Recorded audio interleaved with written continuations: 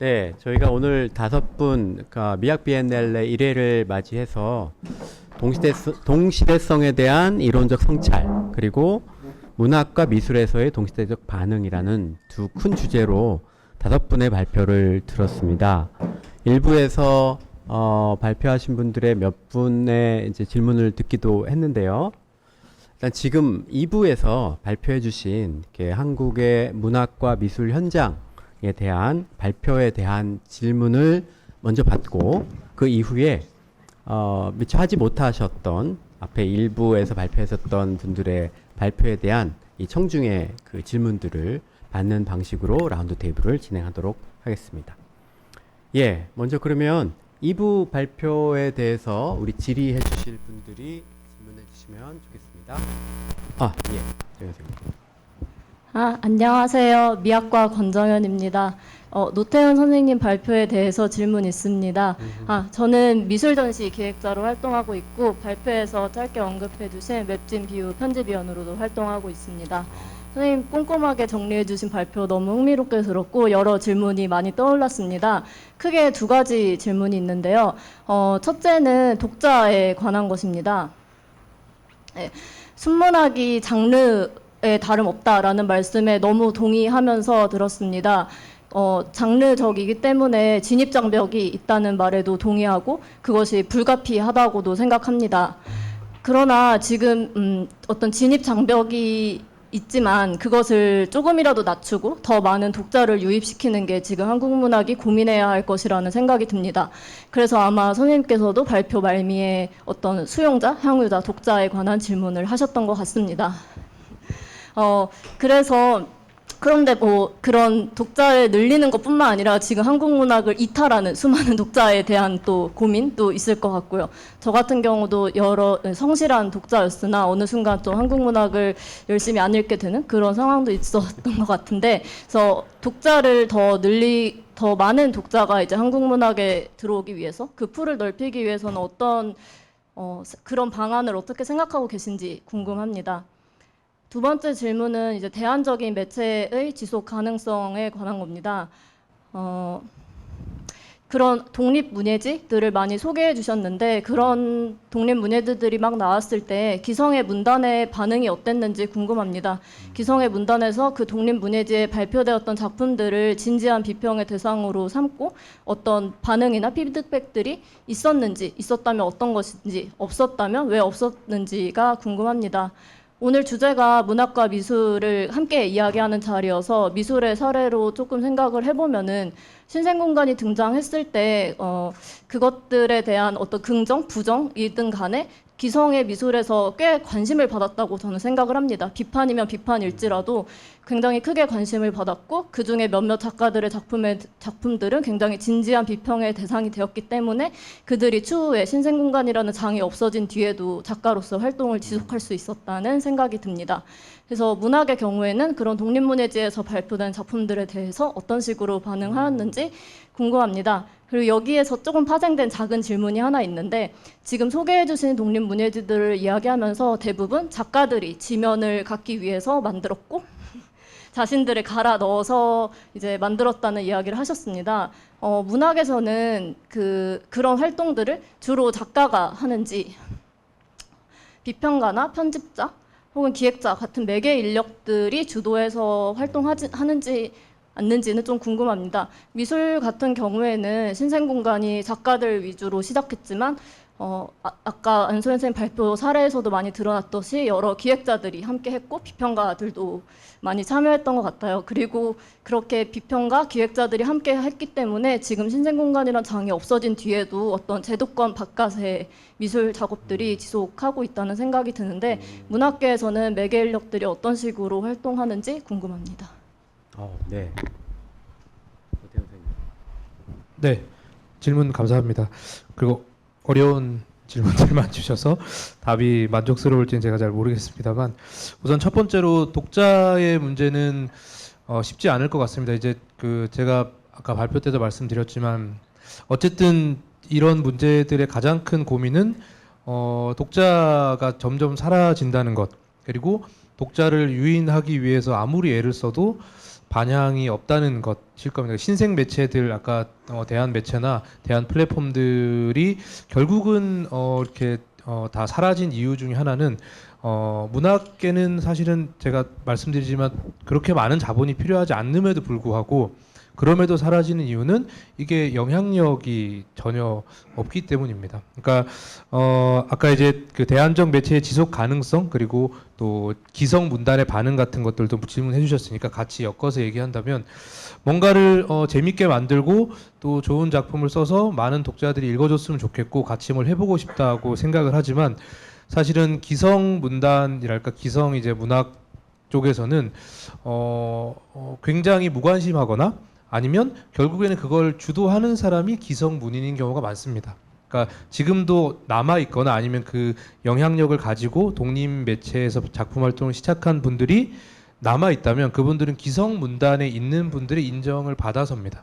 그러니까 기성 문단의 사람들이 제도의 문제를 고민해서 대안 매체 만들어 보자 해서 만들어서 우리가 등단 뭐 미등단 이런 거 없이 좋은 작품 실어 보자 해서 작가를 발굴하면 그 작가들이 결국은 기성 문단과 연결되어 있는 유력 출판사에서 결국 책도 내고 인정도 받고 이렇게 되는 과정이 거의 대부분이었다고 생각이 됩니다. 그래서 독립 매체를 통해서 작품 활동을 시작한 분들 중에 지금도 여전히 꾸준히 작품 활동을 하고 계신 분은 매우 드물고 그 드문 분들 중에 대부분은 당연히 이제 기성 문단에 편입되어 있습니다. 아까 제가 이스라 같은 작가가 굉장히 그 반향을 일으키면서 데뷔를 했다고 말씀드렸지만 지금은 뭐 기성 문단에서 뭐 당연히 책도 내시고 다 활동하고 있거든요. 그러니까 결국은 그렇게 편입될 수밖에 없는 아까 발표에서도 미술 쪽에서 말씀하셨지만 대안으로 생겨난 매체들이나 어떤 활동들이 결국은 제도권으로 편입되는 그런 과정을 문학계도 많이 거쳤다고 말씀드릴 수 있을 것 같고 대부분 그런 활동들을 창작자가 스스로 합니다. 그러니까 문학 분야에서는 기획자라는 말을 붙이기가 조금 어려울 것 같고 문학 뭐 편집자나 혹은 비평가들, 평론가들이 그런 매체를 만들거나 대안적인 활동을 기획하는 경우는 뭐 사실상 거의 없고 창작자들이 워낙 답답하니까 그러니까 내가 작품을 써서 독자들에게 보여주고 싶고 피드백도 받고 싶고 그런 마음이 있지만 뭐 활동을 도저히 할 수 없는 여건이니까 그런 활동의 여건을 만드는 과정에서 이런 일들이 일어나기 때문에 미술계에서 말씀하신 것처럼 뭔가 여러 어떤 그 예술 관여자들이 좀 연대하고 같이 노력하면서 뭔가를 만들어 나가는 과정 같은 것들이 문학 쪽에서는 그렇게까지 크지 않았다고 생각하고 있습니다. 일단 이 정도로 답드리겠습니다. 네, 감사합니다. 또 2부 발표에 대한 질문 있으실까요? 안소연 선생님에 대한 네.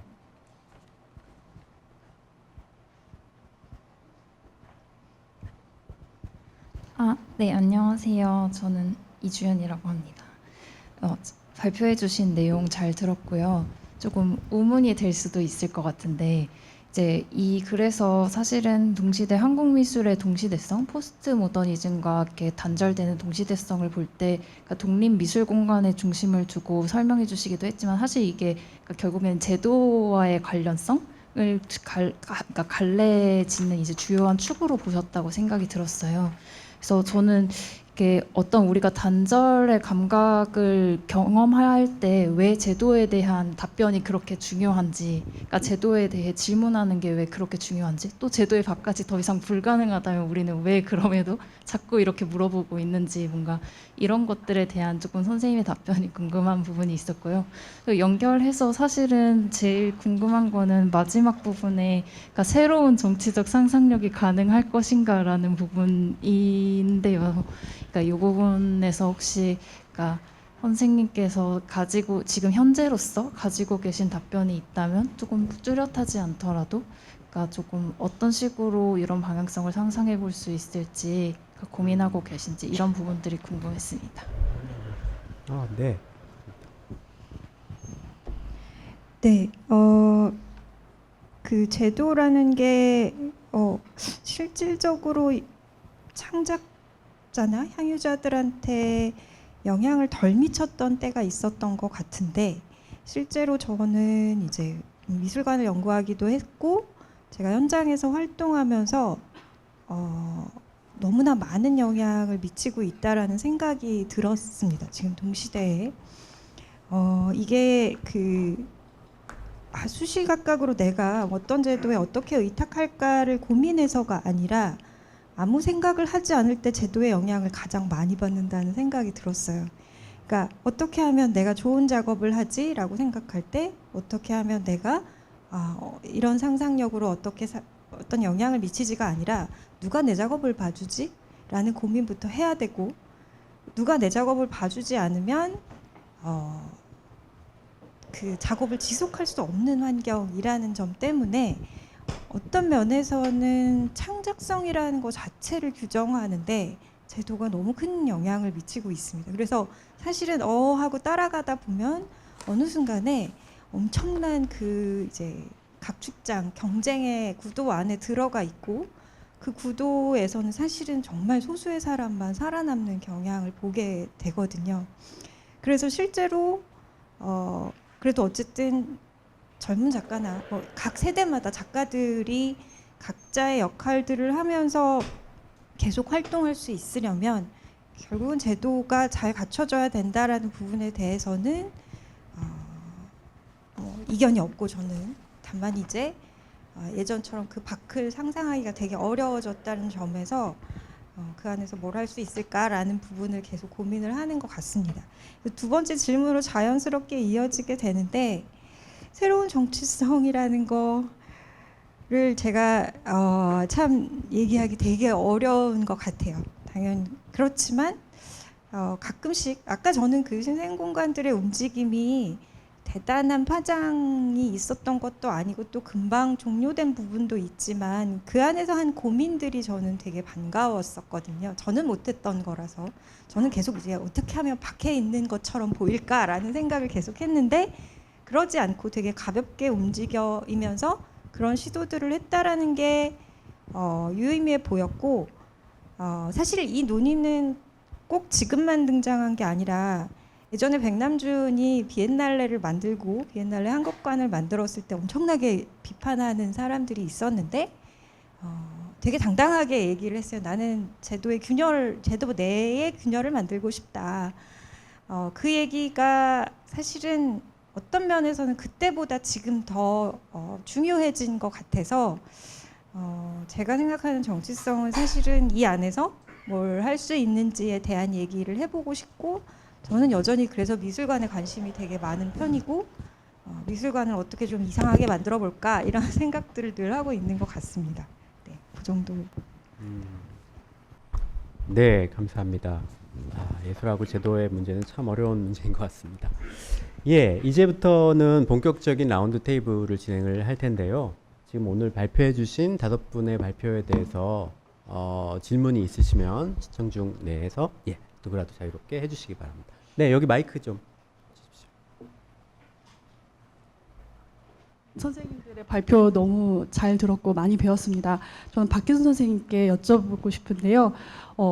그 무한이 근대를 설명하는 모던을 설명하는 개념이라는 말씀에 대해서 일견 되게 수용이 되면서도 사실 아도르노의 기대에서 한번 얘기를 해보자면 그 무한이 근대 모더니티에 대해서는 좀 부정적으로 수용이 되었고 그것을 극복하고 포섭하고자 하는 방식으로 진행된 것이 아닌가. 그래서 계몽이 야만으로까지 치달을 수 있었고 그것을 넘어서고자 하는 그 노력이 굉장히 많이 이루어졌잖아요. 그리고 데카르트에게서도 그래서 그것을 해소하고 자연을 이해 가능하고 예를 들어 신체도 신체 기계라고 했을 때 신체가 이해 가능하고 체계적이고 그 체계 내에 포섭된 그런 자연이었고 근대의 완성자인 헤겔에게서도 무한이 마지막으로 이제 정신에게서 수용되면서 끝나잖아요. 그러니까 그런 것들을 이제 또 연속성에서 보는 것에 의미가 있다고 보면서도 그것이 또 다른 폭력을 혹시 낳진 않은가. 어찌됐든 인간이 주체에 서게 되면서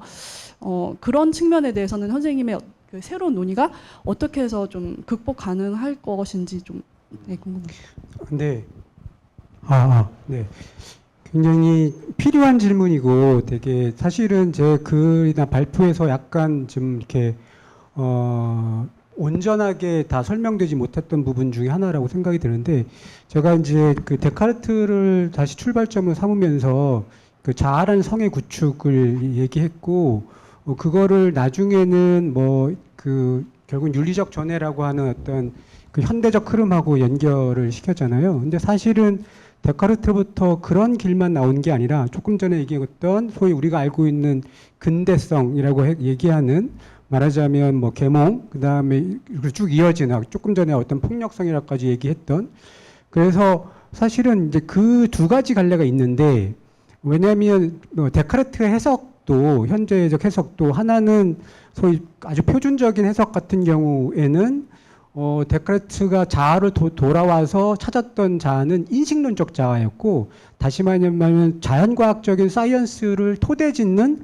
그런 어떤 자아였고 그게 지금 말씀하셨던 방향으로 발전을 하고 소위 이제 근대성, 합리성, 진보, 그다음에 합리주의 이런 방식으로 추려를 하게 되는 것이고요. 근데 20세기 이후에 데카르트에 대한 해석, 또 다른 해석은 뭐냐면 그런 이제 합리주의적인 데카르트가 아닌 말하자면 아까 제가 강조했던 사실은 데카르트적 주체는 거꾸로 굉장히 수동적인 주체였고 타자에 의존되는 주체였고 그리고 그 주체는 거꾸로 과학이나 합리성부터 벗어나 있는 주체라고 하는 개념들이 어쨌든 이제 현상학이나 기타 등등의 그 맥락 속에서 강조가 되고 있거든요. 물론 이제 뒤에는 하이데거도 있고 하지만 그래서 결국은 제가 이제 그 데카르트의 그런 양면성이 존재하는데 저는 아까 이것처럼 그 제가 현재에서 윤리적 전해라고 하는 테마를 붙잡고 데카르트를 다시 문제 삼기 때문에 그 지점만을 조금 이제 얘기를 했던 거고요. 당연히 그 다른 이면의 어떤 모더니티의 전개도 분명히 존재하는 거죠. 예, 맞습니다. 네, 어떻게 질문이 되셨을지. 예, 또 네, 저기 두 번째 질문 먼저 하신 것 같아요. 네, 맞습니다. 마이크가. 네, 안녕하세요. 저는 미학과에서 미술이론 전공하고 있는 김전희라고 하는데요. 문혜진 선생님한테 그 한 가지 질문을 드리고 싶은데 사실 동시대 관련 이론이 굉장히 모호하고 좀 많잖아요. 그런데도 알터모던이랑 메타모던이라는 두 가지 개념을 가지고 오셔서 대립항으로 굉장히 깔끔하게 저는 정리를 해주셔서 도움을 많이 받았고 또 단순히 정리뿐만 아니라 그거에 대한 비판이라든지 그 이론들이 가지고 있는 장점과 단점들을 이야기해 주셨는데 그 발표해 주시는 거를 듣고 글을 읽으면서 뭔가 이 두 이론들이 가지고 있는 장단점을 결합해서 절충할 수 있는 방법은 없는지 혹은 그거에 대한 보완이라든지 총체라든지 왜냐면은 이제 선생님께서 이 부분들에 대해서 공부를 하시면서 분명히 생각하셨던 포스트 모더니즘 이후의 동시대성에 대한 개인적인 견해라든지 아니면 이러한 이론들을 어떻게 모아서 하나의 새로운 이론으로 도출해낼 수 있지 않을까라는 사실 독자이자 청자로서 이제 기대를 했는데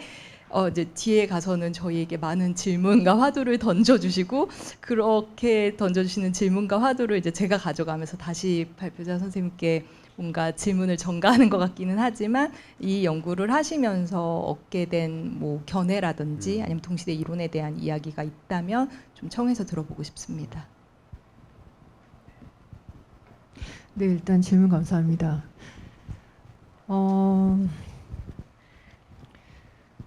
그 얼터모던은 사실 이미 이론적으로 허점이 너무 많다는 게 증명이 됐기 때문에 미술계에서 그 2000년대 초반 10년을 설명하는 어떤 그 경향을 드러내는 것으로서는 의미가 있지만 이후를 전부 다 설명하는 어떤 이론으로서는 이미 그 시사성을 상실한 것 같고요. 근데 이제 문제는 이제 메타모던인데 메타모던은 사실 미술에 아까 그 질문에서도 답변을 드렸다시피 적용할 여지가 꽤 있습니다. 근데 그럼에도 불구하고 메타모던의 미술계가 사실 별 관심이 없거든요. 근데 그 이유는 그 저자인 티모테우스하고 그 아커가 문화 이론가이기 때문에 그리고 아까도 보셨다시피 그 미술 쪽에 그 깊은 지식은 없잖아요. 그래가지고 실제 그 미술 이론 담론하고 그 큰 어떤 이 이론하고 갭이 너무 큰 거예요. 그래서 이제 관심을 두지 않는 것 같습니다. 그런데 아까 이야기했다시피 메타모던이라는 그 개념은 사실 굉장히 넓은 개념이어서 그러니까 모더니즘과 포스트 모던 사이에서 어떻게 보면 진동한다 뭐 이런 거는 거의 모든 이렇게 갖다 붙이려면 다 붙일 수 있는 어떤 거잖아요. 그래서 적용 여지는 충분히 있기는 한데 애초에 그 제안자들이 그 미술 내부자가 아니기 때문에 사실 관심을 별로 그 못 받는 것 같습니다. 근데 이제 그 두 번째 질문인 그 개인적 견해와 관련해서는 저는 사실은 그 이미 동시대 미술 현장이 하나의 그 이론으로 이 전체의 어떤 경향을 설명하는 것을 이미 포기한 것 같아요.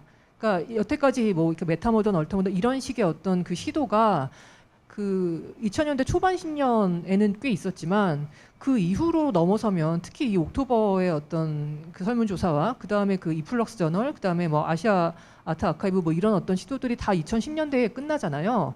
그 이후로는 아예 이제 그런 식의 하나의 그 보편 이론을 추구하는 걸 아예 포기한 것 같고, 그래서 이제는 그 동시대 미술에서 어떤 중요한 흐름 같은 것을 그 부분 이렇게 정리하는, 어쩌면 모르겠어요. 뭐 나중에 시간이 지나면 그것들 다 취합해가지고 하나의 어떤 그 큰 이론을 누군가가 할지 모르겠지만, 현재로서는 그 걸출한 어떤 미술 이론가의 할포스터 같은 경우에서도 심지어 뭐 보편 이론을 쓸 생각을 아예 하지 않고요.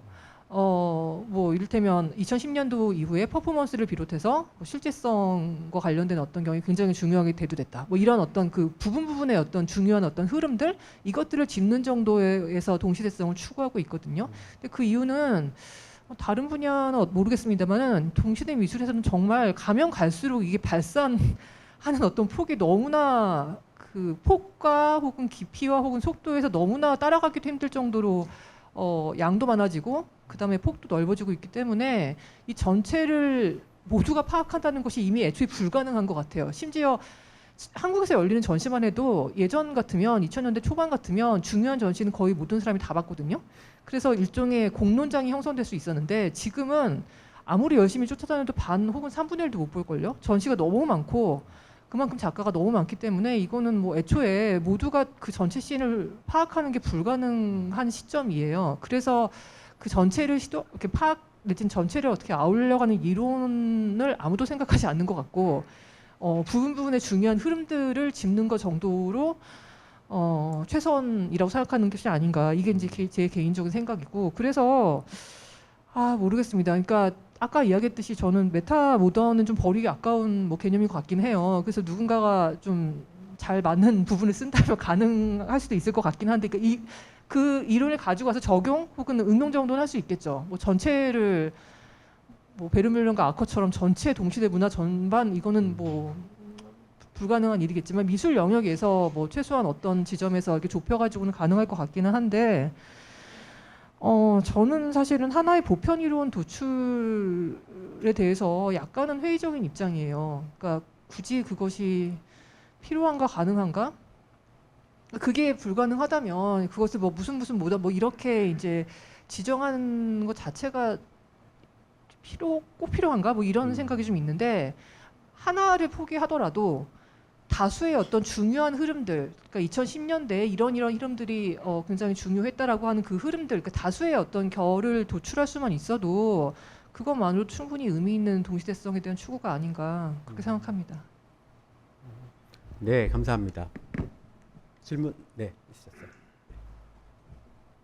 저는 이동신 교수님께 질문이 있습니다. 일단 이렇게 많은 시간이 녹아있고 아낌없이 가르쳐주시는 발제를 해주셔서 정말 감사드립니다. 일단 1부에서 발표해주신 이후로 시간이 좀 지나서 발제 내용을 좀 환기하면서 시작하겠습니다. 일단 제목을 봤을 때 제가 생각이 난 점이 그 엘리엇의 황무지에도 나오는 한 줌의 먼지로 공포를 보여주겠다. 그 I will show you fear in a handful of dust라는 성경적인 예언이 단토와 존 바스가 진단 내린 1960년대 포스트 모더니즘의 시작에서 그 이후로 30년 그리고 또 30년이 지난 지금 2020년대에 그 형태를 완전히 달리하여 절실한 시대적 긴급성을 가지고 우리에게 돌아왔습니다. 다만 이 예언은 신 혹은 시인, 즉 저자의 예언이 아니라 우리가 오랫동안 인간 중심주의적 관점에 매몰되어 있어서 인간사, 또 더 좁게 보면 비평사에서 상대적으로 소외받아왔던 비인간 존재들의 경고입니다. 교수님 발표에서는 앞 90년대까지의 30년의 기간을 책 먼지를 터는 시기로 그 이후 지금까지의 30년을 환경 문제 등 비인간 존재를 등한시한 결과로 걷잡을 수 없이 터져나온 재난 등으로 인한 먼지를 마시는 시기로 나누어서 보고 있는데, 또한 동시에 그 전 30년과 후 30년 사이의 섬세한 유비 관계 및 인과 관계를 그리고 있습니다. 전자의 30년에서 Dead White Male의 작가 위에 부상한 여성 유색인종 피지배층 반자본주의 독자가 그런 텍스트의 고정성 및 흔히 꽉 닫힌 테스트와 일맥상통하는 개념인 그런 관습적인 지배 담론에 맞서 싸웠으며, 이러한 싸움의 과정에서 그 아까 말씀해주신 여러 가지 이론들, 후기 구조주의, 해체주의, 페미니즘, 문화연구, 포스트콜로니얼리즘, 정동이론, 퀴어이론 등 다양한 이론의 장이 펼쳐졌습니다. 이에 반해 텍스트의 의도를 중시하며 이론에 반대하는 견해는 언뜻 보면 그 앞에서 그 텍스트와 컨텍스트의 경계를 없애고 신역사주의를 추구하는 작가의 죽음으로 시작된 이론 중심 비평과 반대항에 있는 듯하지만, 이 역시 우리에게 너무나 큰 그림자를 드리우고 있는 작가의 쉽게 가시지 않는 존재에 대한 불안감과 이 작가라는 존재에 대해 고심하고자 하는 노력에서 나왔다는 점에서는 사실은 이론 중심 비평과 이제 질문으로 좀 맥을 들어가 같이 하고 주시면 있습니다. 좋겠는데요. 지금 질문하겠습니다. 예. 그래서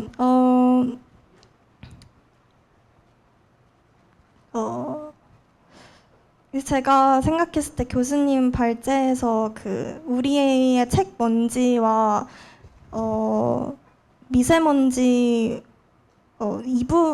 두 번째 부분에서 말씀해주신 미세먼지 혹은 환경에서 나온 먼지가 같은 서로 다른 먼지처럼 보이지만 그렇지 않을 수 있다는 점이 중요한 논지인 것 같은데, 그 부분에서 중요한 점이 어쩌면 그 작가나 주체보다 더 먼저 그 작가가 우리에게 텍스트를 줘서 우리가 이걸 60년 동안 놓을 수 없는 것처럼 그 작가보다 더 먼저 우리가 경험하고 상상할 수 있게 해준 게 비인간 존재라는 점이 그 논지에서 중요한 것 같은데, 그게 왜 비인간 존재가 우리가 더 경험하고 상상할 수 있게 해준 것인지에 대해서 조금 더 설명해 주실 수 있을지.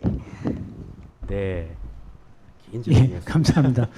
저보다 더 정리를 잘해갖고 그냥 저걸 제 발표가 아니라 저걸 듣고 더 낫을 수도 있겠다는 생각이 들었는데, 뭐 비인간 존재가 우리의 경험을 풍부하게 해주고 이런 거는 사실은 뭐 우리가 경험을 한다는 것 자체가 사실은 주체가 필요한 거고, 주체를 만드는 과정에서 비인간이 없었다면 과연 인간 주체가 가능한가? 이게 지금 포스트 휴머니즘의 기본 입장이죠. 그래서 우리가 인간이라는 주체가 만들어졌을 때 인간이 뭐 뚝 떨어져서 만든 게 아니라 우리 스스로 뭔가 우리를 만들었을 때는 사실은 누군가를 비인간으로 하고 누군가를 우리와 다르다고 설정을 하고, 그리고 나서 우리의 세계를 구성하고, 그리고 우리와 세계의 다른 그런 어떤 다른 세계를 우리가 어떻게 이해할 것인가, 이런 고민들을 하는 것들이 인간의 그런 어떤 문명, 학문, 뭐 모든 활동의 그런 결과였던 것 같아요. 그런데 어느 순간에 이게 이제 우리가 스스로 우리를 만들었고, 그리고 우리라는 인간이라는 그런 어떤 주체가 원래부터 있었고, 그래서 우리가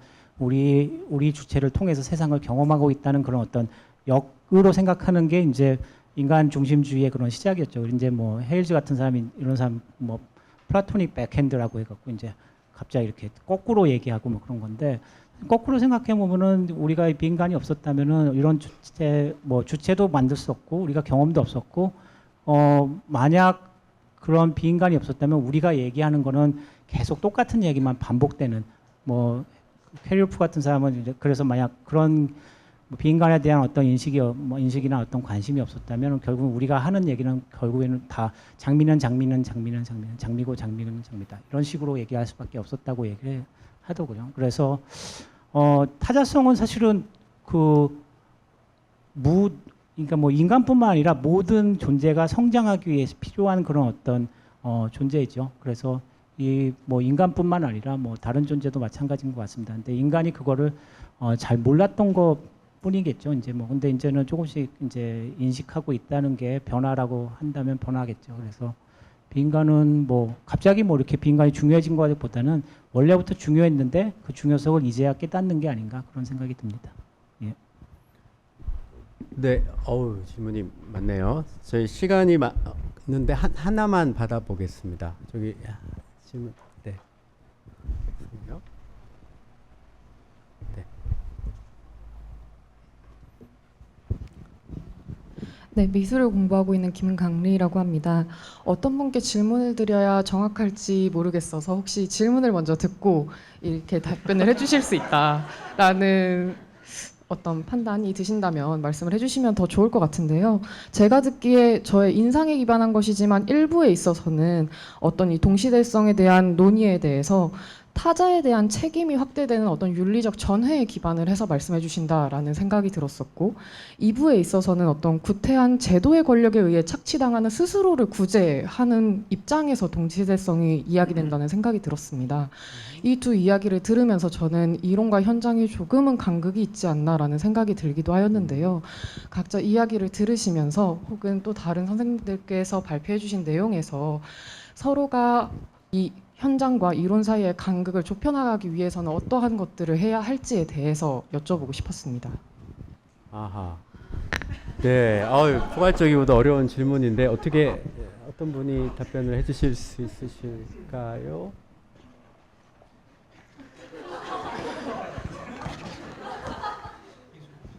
안 선생님.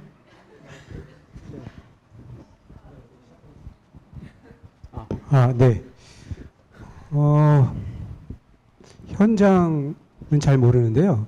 일단은 이제 타자 얘기가 나와서 사실은 아까 이제 오늘 논의에서도 저도 이제 타자 얘기도 했지만 비인격적인 것, 인간이 아닌 것, 이런 얘기를 다양한 범주 조금 약간 의미가 좀 다르게도 얘기했던 것 같고, 또 그 함축이 좀 여러 가지가 있을 수 있을 것 같아요.